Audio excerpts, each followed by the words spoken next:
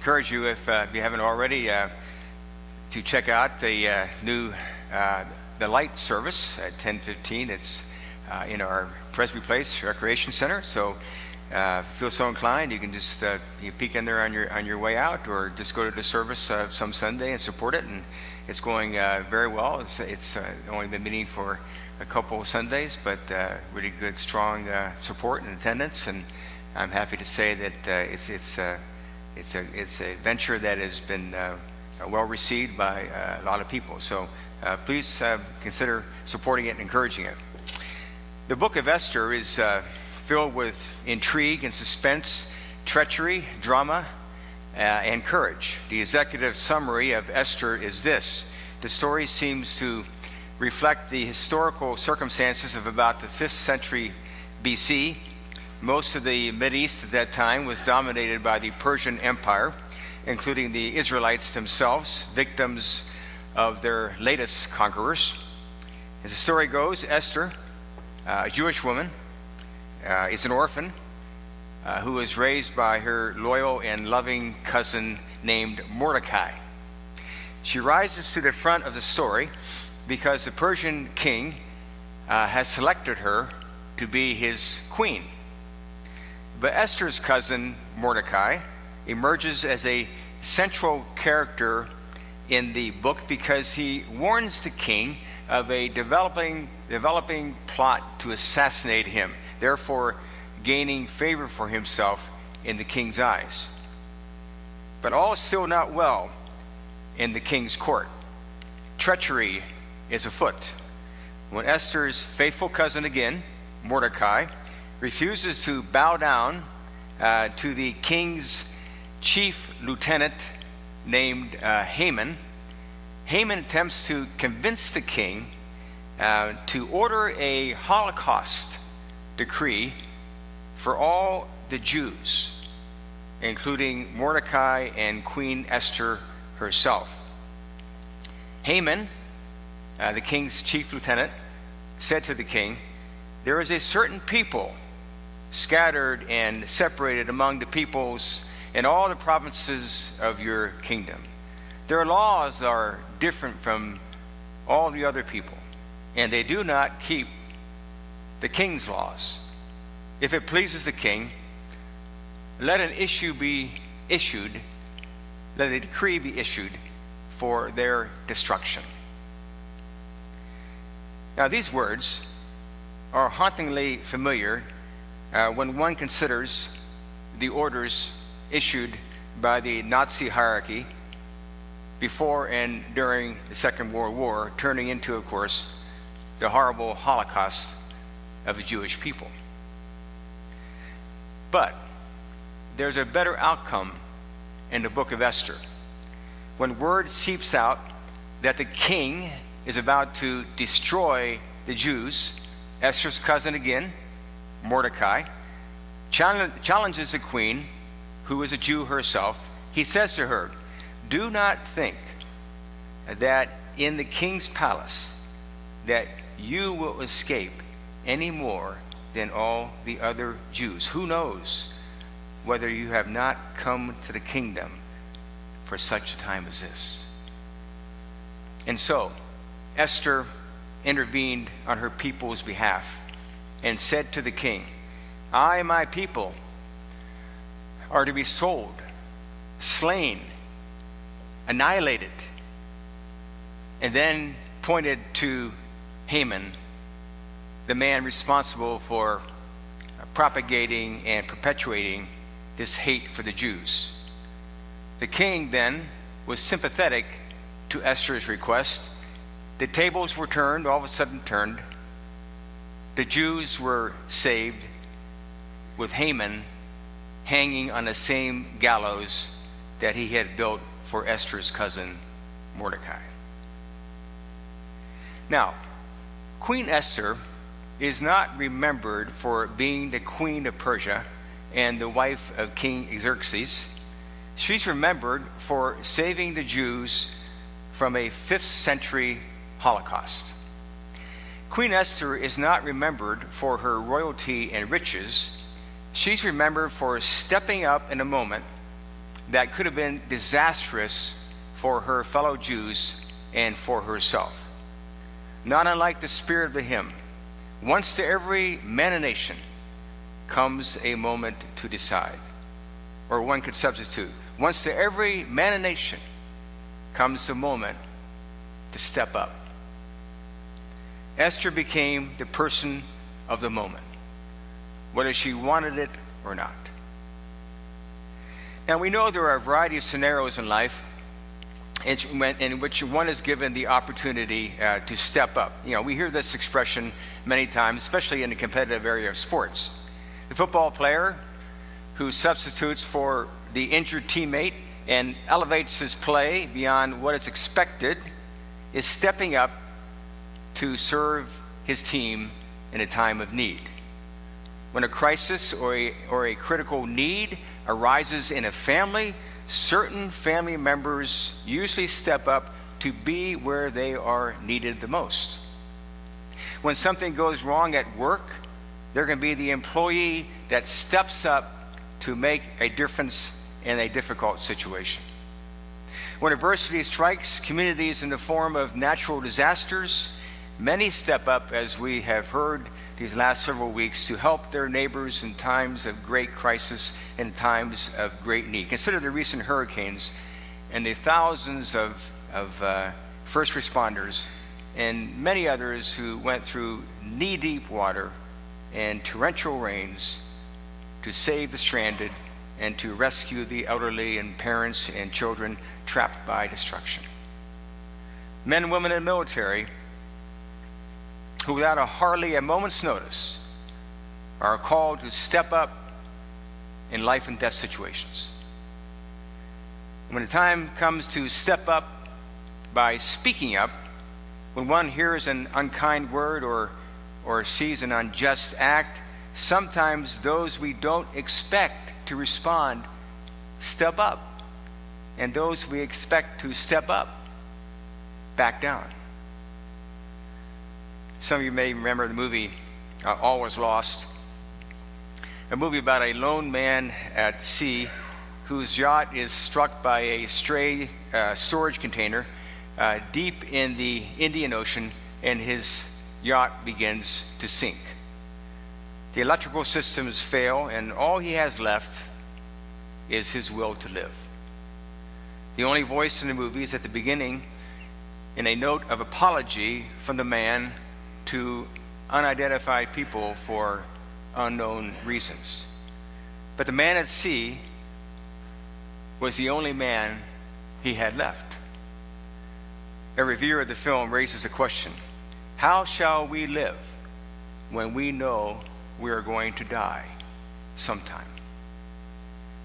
It is a question for all of us. And it might not be too much of an exaggeration to say that perhaps a similar thought was going through Esther's mind when she was left with the fate of her own people in her own hands. It is my time to step up, otherwise it will be too late. Stepping up to the challenge in front of you. The prophet Jeremiah, when Jerusalem finally fell in the 6th century BC, he himself a prisoner, was left with a choice to step up or to back down from calling attention to his people's ill-advised choices. So he stood alone, all by himself, to criticize the immoralities of his own people, the self-deception of superficial saviors, and the expediency of dangerous international alliances. But it didn't come without great personal loss, including loneliness, self-doubt. Jeremiah even said in the 20th chapter of the book of Jeremiah, "Cursed be the day that I was born, that the day not be blessed when my mother bore me." You know, there can easily be a feeling of loneliness when you step out of the crowd and step up to the challenge confronting you. But with this loneliness also comes a sense of worth, a sense of meaning, a sense of responding to the call of Christ. Back in 1979, when half of Europe was free and the other half under atheist communist rule, the Polish Pope John Paul went back to Poland to speak to his fellow Poles who had been under the thumb of communism since the end of World War II. Pope Paul, at that point in his life and at that point in history, knew it was time to step up and give hope to his fellow Poles who had been living for so long in the darkness of oppression. When he delivered the Mass in Victory Square in the old city of Warsaw, the crowd all of a sudden began to chant halfway through, "We want God. We want God." He asked the crowd, what was the greatest work of God? He said, man. Who redeemed man? Christ. Therefore, he said, Christ cannot be kept out of the history of any man in any part of the globe, any longitude, any latitude. Be strong, my brothers and sisters. You must be strong with the strength that faith gives. Stepping up in a moment of great need and at a critical time. 19th century Danish existentialist theologian Søren Kierkegaard picks up on this theme of separating yourself from the crowd enough to step up and make a difference. He makes pointed points about the importance of detaching yourself enough from others, long enough to individualize your own faith. He said that unless you feel at some point in your life that you have stepped out and taken either a courageous stand or performed a courageous act, which was at some cost to your own life, your life of faith will end up ultimately incomplete. The evangelist preacher Charles Stanley said, too many Christians have a commitment to convenience. They'll stay faithful as long as it's safe and it doesn't involve any risk. Instead of standing alone, they check to see which way their friends are going. Every Christian needs experiences to test his or her own faith, Kierkegaard would say. Every Christian needs experiences when God views you as the man or the woman of the moment. It is your time to step up.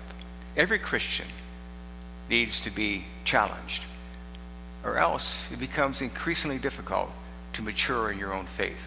Several years ago, I was standing in a lift line at Big Sky ski resort in Montana called the Challenger Chair. I mentioned this a few years ago. The resort's promotional materials say about this ski run at this particular resort, Challenger Chair climbs up 1,670 vertical feet into hair-raising terrain. Steep, long pitches drop down. Trees pepper narrow chutes.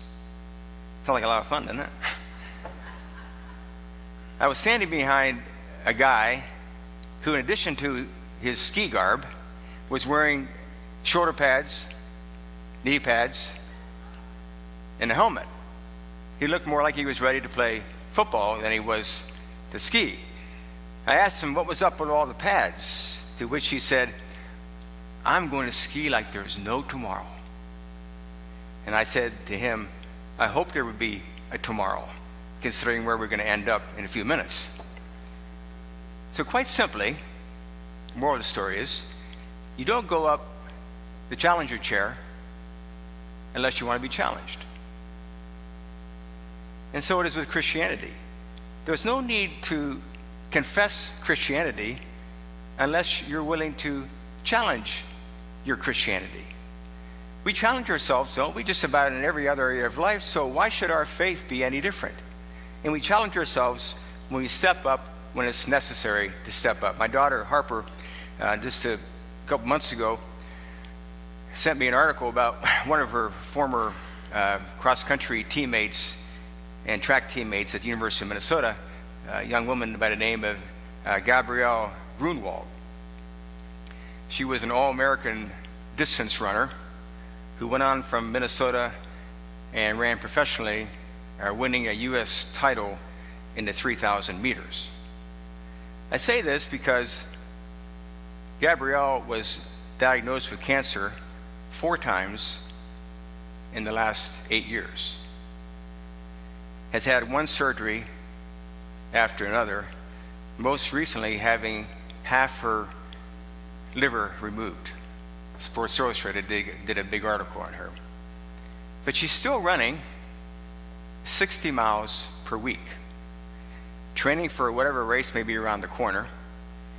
In addition to all of this, Gabrielle plans to step up her already considerable efforts to raise awareness and to find a cure for her type of cancer using social media and her platform as an athlete. It's a story, a remarkable story, of one step up after another to overcome her disease at the young age of 30. Her mother named her Gabrielle because she liked biblical names, and Gabriel to her evoked both strength and beauty. But her daughter said, for a few years, I was always low-level, anxious that the cancer would come back. Well, now it's here. And there is some peace in that. The fight is on my doorstep. As Christians, the fight is always on our doorstep, isn't it? Whether it's speaking up when the temptation is to remain silent, whether it's giving of our means when others have little, whether it's responding to the emergencies and tragedies of others, whether it's serving as a peacemaker, an effort to reconcile others, whether it's loving others when love is needed. The fight is always on yours and my doorstep.